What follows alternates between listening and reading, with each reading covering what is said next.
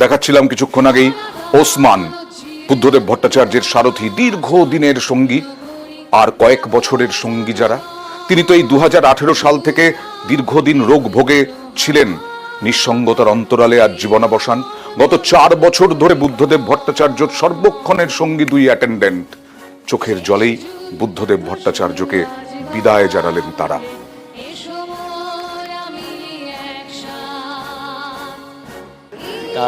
কালকে রাতে শ্বাসকষ্ট যখন হচ্ছিল রাত 2টো নাগাদ, আমি তখন ওনাকে বাইপ্যাপ দিই।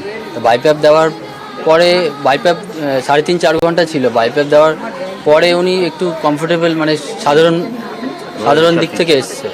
তারপরে সকালবেলায় যেরকম উনি চা বিস্কুট খান, জলখাবার, মেডিসিন খাওয়ানোর পরে শ্বাসকষ্টের সমস্যা বেশি হচ্ছিল, তখন ডাক্তারের পরামর্শ নিয়ে বাইপ্যাপ দিয়েছি আমরা। আবার বাইপ্যাপ দেওয়া হয় সকালে। তারপর ডাক্তারবাবু আসেন, এসে ওনাকে চেক আপ করে দেখেন। বাইপ্যাপ দেওয়ার চলাকালীন উনি শ্বাস ত্যাগ করে যান। ওনার সাথে আমার সেরকমই সম্পর্ক ছিল। উনি আমাকেও খুব ভালোবাসতেন, আমি ওনাকে খুব ভালোবাসতাম। ওনারা আমাকে এখান থেকে ছাড়তে চাইনি, আমিও ওনাকে ছেড়ে যেতে চাইনি। ওনার প্রতি একটা নিজের পিতার মতে যেহেতু ওনাকে সেবা করতাম, ওনার প্রতি সেরকম একটা মায়াও পড়ে গেছিল। তিনি